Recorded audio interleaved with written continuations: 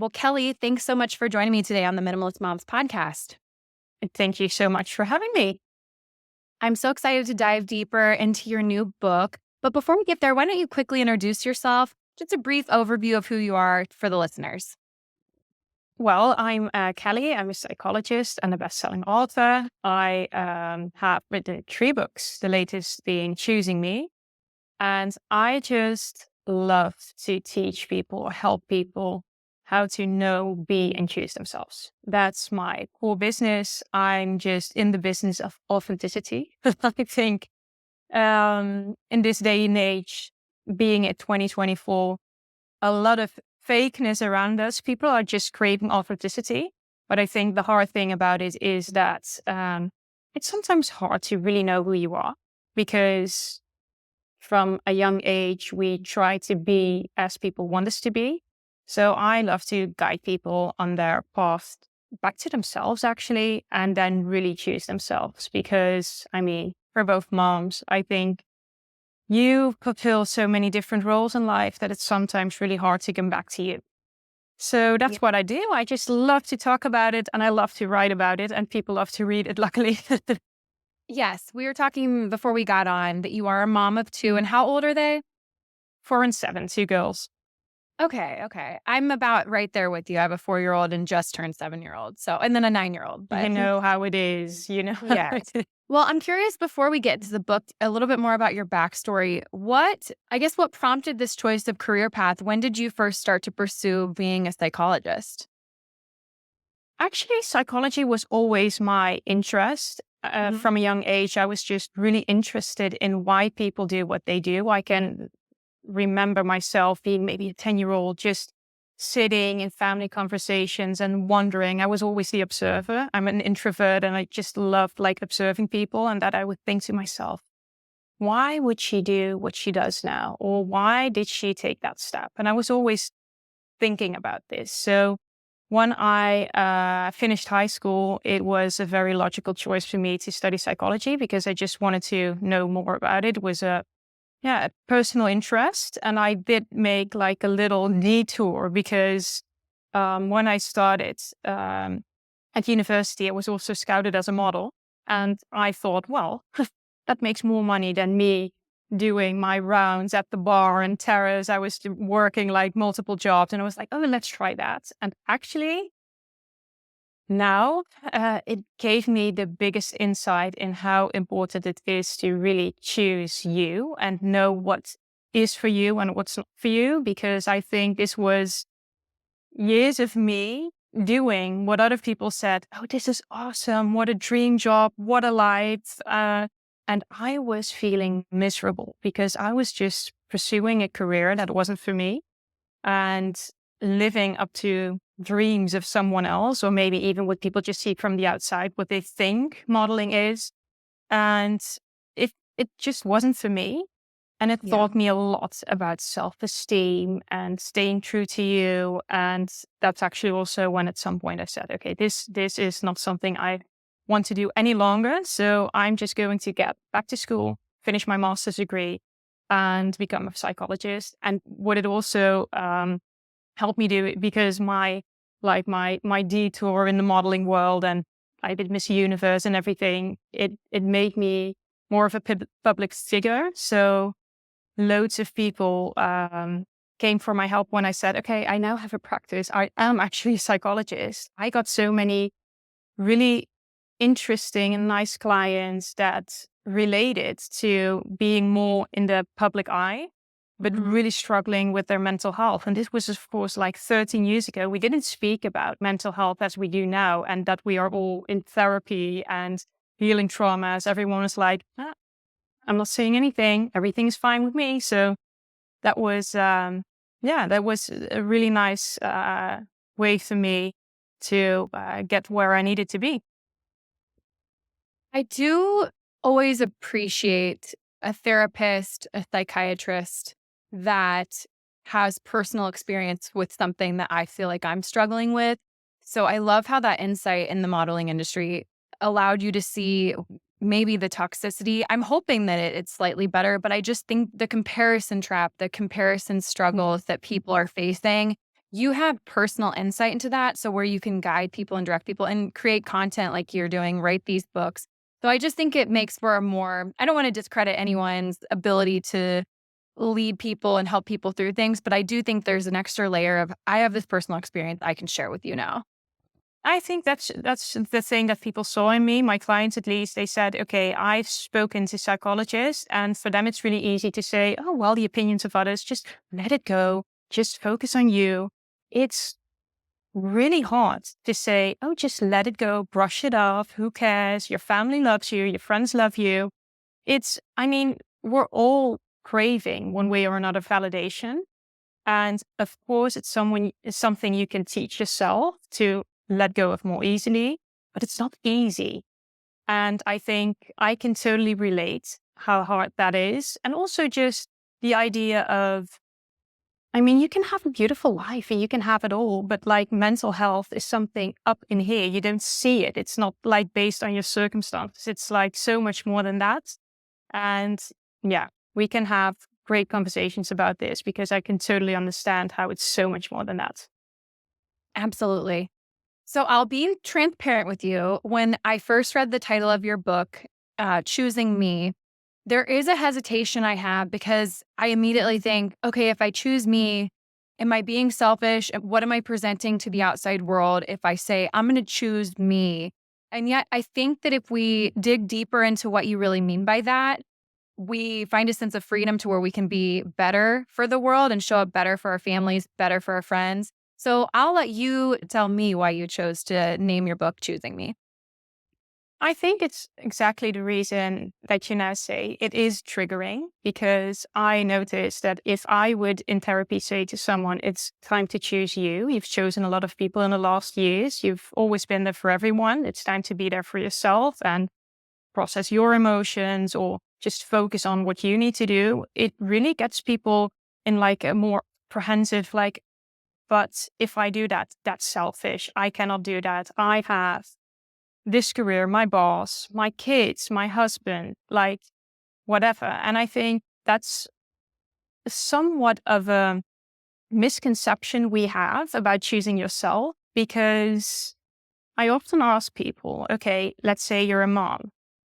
If you choose yourself, is it selfish to like choose yourself and take care of your like mental health, physical health, spiritual health, and fill your own cup so you have more to give to others, also being your children, of course?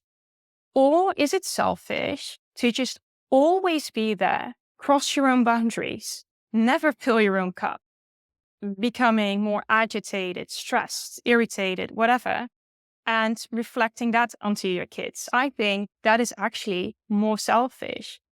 In the short term, it feels like you're doing more for them. But in the long term, I think so many relate to having a burnout or panic attacks or anxiety. And it all stems from not really taking care of us, always focusing on others.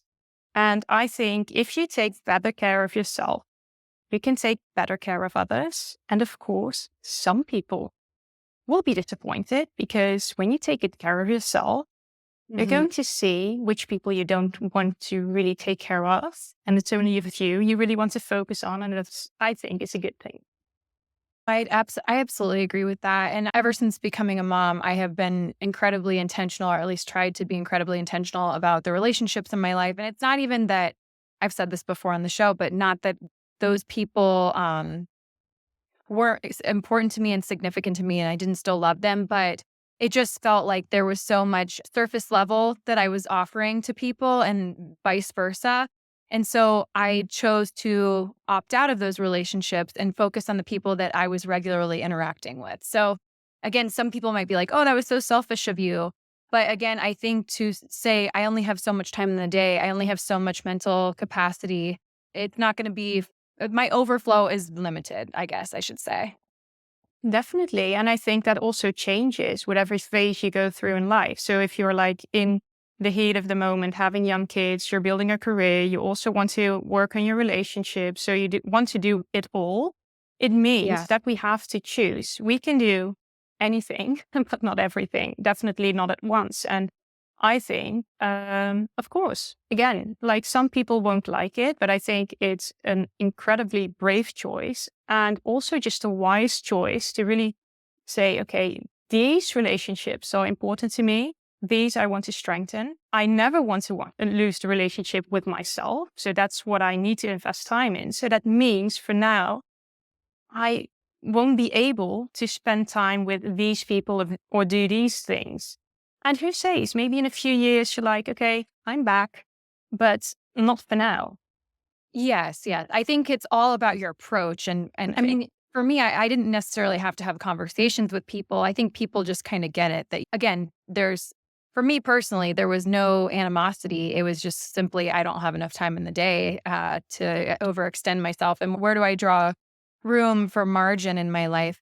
So my next question for you would be choosing the self. Yes, I think that's important. I'm constantly telling my family members to do that more for themselves. However, where is the balance between choosing the self and not being selfish? There is a selflessness, I think, that is really rich and makes us feel better. So, I guess what's the balance between self love and then selflessness, kind of making those compromises, not always doing the thing that we want to do?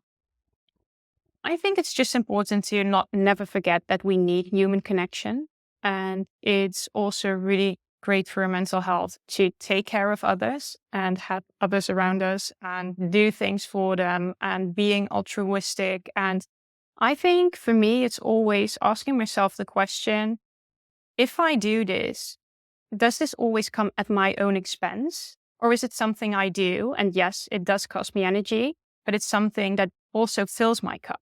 Because if I take care of my kids, that's something, I mean, I can feel drained at the end of the day, but still feel fulfilled because that's what I do as a mom. And it's something that gives me so much love and I mean, gratefulness for everything I have, but still I need to sleep at the end of the day because I'm tired doing it. But you also have these friendships that you feel it's always if I do this or say yes to that, also business wise, if I commit to this, it only takes from me. And I think that's always the balance. And that's what you need to ask yourself. Okay, if I do this, does it give me anything back? It can cost you physical energy or even mental energy, but does it also give something back? And I think that's also something you notice when becoming selfish. uh, is it only about me or do other people benefit from this? And that for that, I always think about my inner circle. Just if I, let's say for a long, long time, when I had my first baby, I felt I needed to do everything for her and I took no time for myself. And I was so tired and so stressed. And I felt so guilty when friends of mine said, you just need to take a spa day or something, or go to the park, read a book, and do nothing. And I just really needed to make that connection. Okay, what happens when I actually go to the spa, or go to the park, or have a bike ride, or a coffee with a friend? I feel so much better afterwards, and I have so much more energy for the kids. So it isn't selfish to commit to something like that. Yes, it takes from their time with me, but then I'm back 100% instead of my 10%. I can't do this anymore, but I have to. Absolutely. I was reading just some previous interviews that you've done, and you have said that self love is so commercialized. And I think that's also a feeling that people get sometimes. So maybe talk a little bit more about that and how we can make it more personal and not just commercialized. I do understand like the commercialized part. We feel now self love is all about like having like this bubble bath and like my perfect eye cream and I do my hair and that's self love. And it's all about like treating yourself almost because, of course, all these companies think, okay, we can sell people self love. But I think self love is literally the love you have for yourself. And I always compare it to your best friend. Most of us, we have a best friend. Okay, when we get to adulthood, we maybe have several. But if you look at your best friends, I always ask people, okay, how is the relationship to your best friend? And would you say you have the same relationship with yourself? are you your own best friend? Do you take care as well of yourself as you would of others? So for me, self-love is maybe less about like the self-care part, so the beauty and the wellness and whatever, and it's more about the relationship you have with yourself. Like if you have a friend, you would check in with a friend. So you would say, "Hey, what's up? How are you feeling? What are you doing?" I don't know how often people do that in a day, but not enough. If I ask them, when was the last time you really sat down and asked yourself, how are you really? What do you need? And how can Mhm. I give that to you? Mhm. I think that is the core of self love. How do you love yourself? And if you find it hard to define how should I love myself, look at the most important people in your life. How do you take care of them? And give that self love to yourself. Mhm. Absolutely. Yeah, this book is more about checking in with yourself because I think so many people are just going a million miles an hour, but things are going wrong while they're going a million miles an hour. And they never stop to say, like, oh, maybe it's this, maybe it's that. They don't check in with themselves because it seems to be like there's no time. But I think that if you don't make the time to do that, the train is going to go off the rails at some point in time. I think it's only a matter of time until that happens if we're not regularly checking in.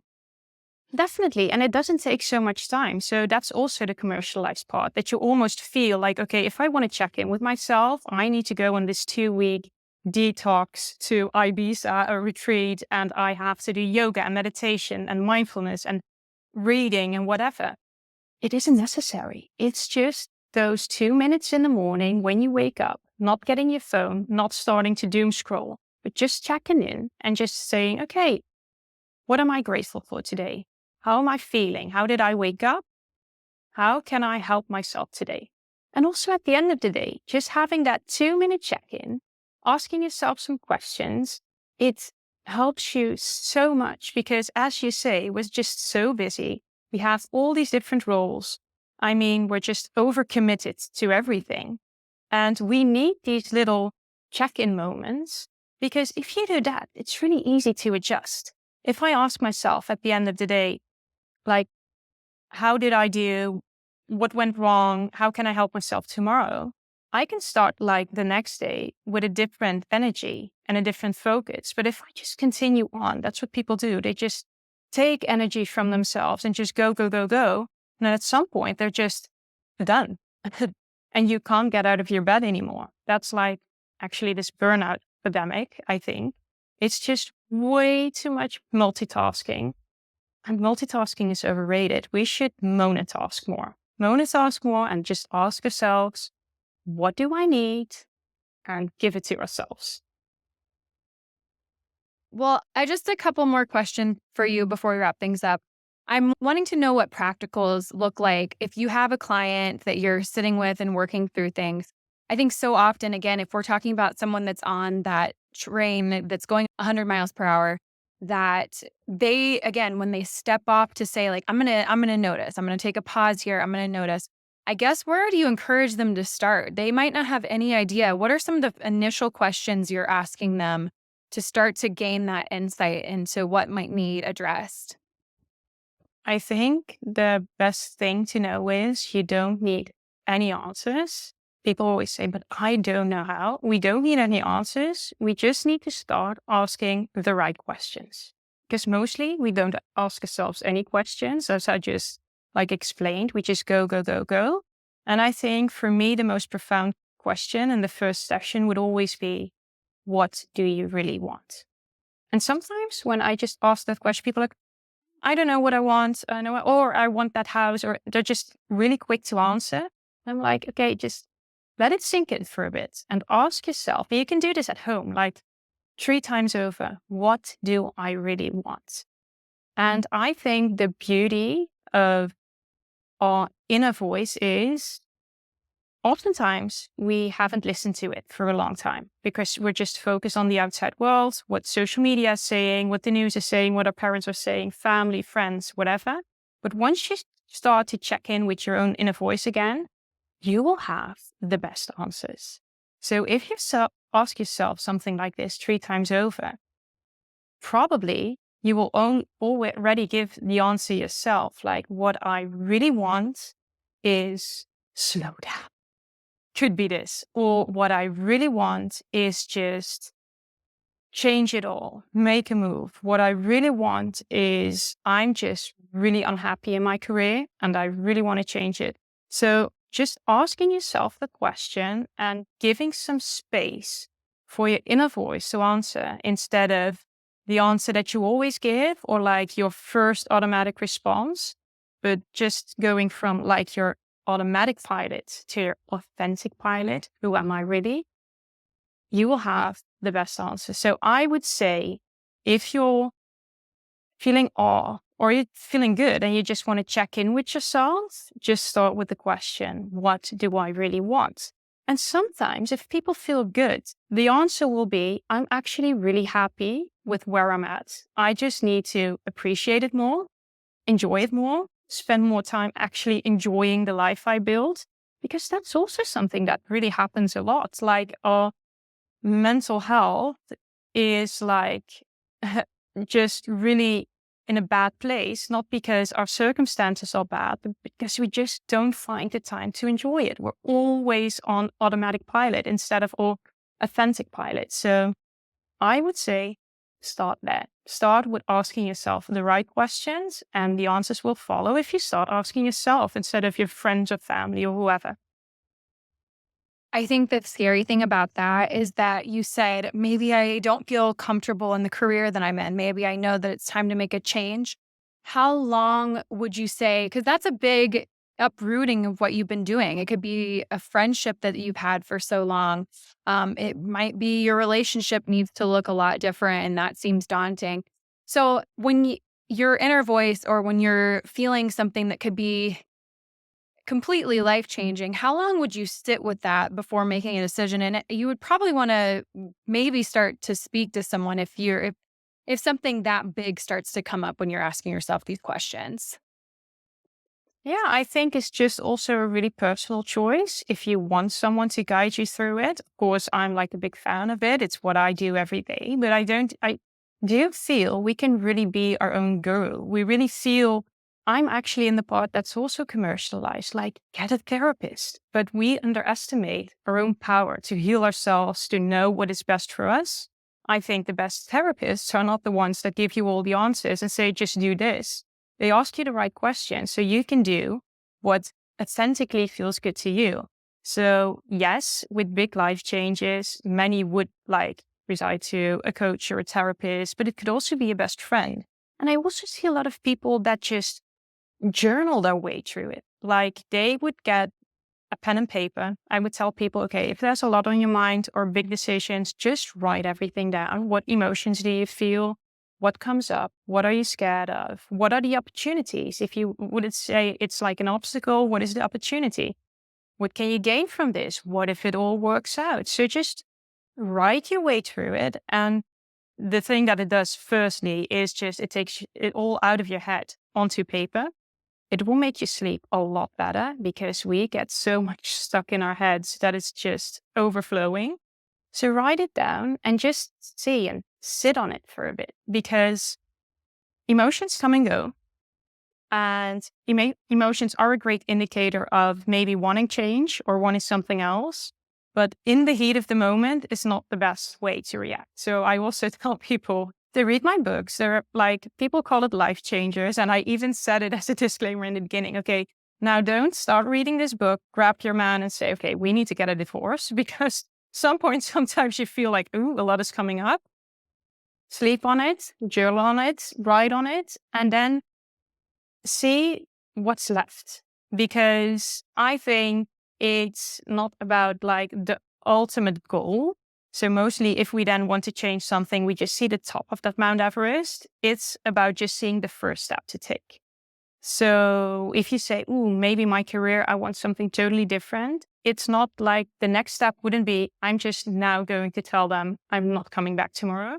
It's also just browsing the internet and seeing what is there for me and what is my passion and what do I get energy from. So it's taking small steps, knowing what the end goal maybe is, but then just working your way towards there in little steps. And as you take that little step, you grow and you learn, and you'll just end up where you need to be, because you forget that the person that first had the idea and the person that is eventually there is a totally different person, because with every step you take, you just learn and you feel more empowered to take the next step. Absolutely. Well, as we wrap things up here, well, first and foremost, I will ask you where listeners can connect with you online and grab a copy of your book. Again, it's called Choosing Me, Staying True to Yourself and Living the Life You Want. And then I'll ask you the last two questions I ask every guest. I love to connect on Instagram. That's where I'm at most. So that's Kelly_Weekers. I'm also a very active LinkedIn. I know lots of people are on TikTok. I'm on LinkedIn. I love to connect there. And my books are sold everywhere. So get them on Amazon, Waterstone, Barnes and Noble. And if you read them, let me know what you think, because I love to hear feedback. Awesome. Well, I'm just going to ask you two rapid fire questions just to get to know you a little bit better here at the end. The first one is, what's been a beneficial resource in your life that you want to share with the listeners? Hmm. I think we talked about it just now, but I think the most beneficial resource is just getting back in touch with my own inner voice. I've been a people pleaser for such a long time. As a kid, being the oldest daughter, always wanting to take care of everyone, making sure no one had to worry about me. I just totally lost track of what I wanted and what was something that made me happy. And I think the best resource for whatever you want and want to feel in life, and your happiness, your success, it doesn't matter, is just your inner GPS. It's your inner voice. And I think that's what we should reconnect with, because there's so much noise on the outside and there's so many things you can use and do that can be beneficial, but it's also overwhelming. I think your own inner voice really gives you calm instead of chaos. I think that's so true because I have been someone in the past to take in so much information, and yet I don't do anything with it. I take it in, I acknowledge it as I'm taking it in, but then I never really sit with it. And so sitting with it, hearing what my inner voice is saying, because why did I pick it up in the first place? I picked it up to learn and to grow and to be better for it. And so I think really sitting with those types of things and allowing yourself to reconnect with, again, your inner voice is so important. Yeah, definitely. And it stops the overwhelm. And as you say, the reason you already are interested or read something, it's because you already feel something is up or that you need something. So if you would just hone into that feeling and just connect with yourself and ask yourself, okay, what is this really telling me? What do I need to learn from this? Or why is this situation doing this with me? Or what is this emotion trying to tell me? I mean, it's the best resource. It's like your inner voice was with you when you were young and now, and it knows you through and through and knows what you need and want in life. Absolutely. All right. Well, my last question for you is, what is something that you can't stop talking about? Oh gosh.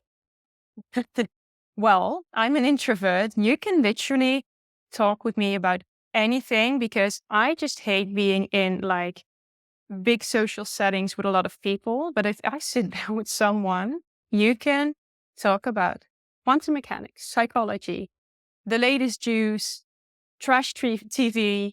It doesn't matter. I'll talk with you about anything, and I can do it for hours until deep in the night. So just pick a topic and I'm there for it. Yeah.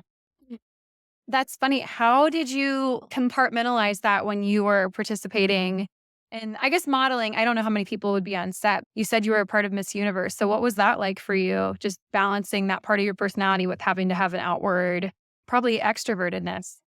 Yeah, I think I really struggled with that. And I think it was mostly because I'm not, it's not that I'm asocial, so that it's not that I'm afraid. I learned that it's not because I'm shy, but it's when I'm not in my right way. So I'm not talking about my passion or anything that really feels natural to me. I just shut down. And it's also with energies. I just pick up a lot of energies from people. I just read people easily. And it's just a lot. But then I didn't really know, because I started this before I studied psychology and I didn't realize I was an introvert. So I already found it strange that so many friends of mine, they went out every night and they went to the clubs and bars and they always wanted to be together. And it's not that I didn't want to spend time with them, but I always needed time to just get back into my own energy and just like recharge my battery. And I needed my alone time. And I thought I was just weird, freak. I was like, what's wrong with me? And now I understand it's just the difference between being an introvert and an extrovert. And I think for an introvert, it's so much more important, like how you spend your time and like socially, but also when it comes to your work, that it's something that like you can also, that something that recharges you. Because for me, it something really easily drains me that other people would love to do or think is funny, exciting, whatever. And I'm like, oh, no, this is not for me. So it's just about knowing myself. I didn't know myself. Now that I know myself, I just look at my schedule every week and I'm like, okay, I can be extroverted. I can be with friends. I am social, but I need to manage it and balance it out with like alone time. And I need a career that actually fulfills me. But everyone needs that, I guess. Yes, absolutely. Well, Kelly, thanks for joining me today. This was a great conversation. Thank you so much for having me.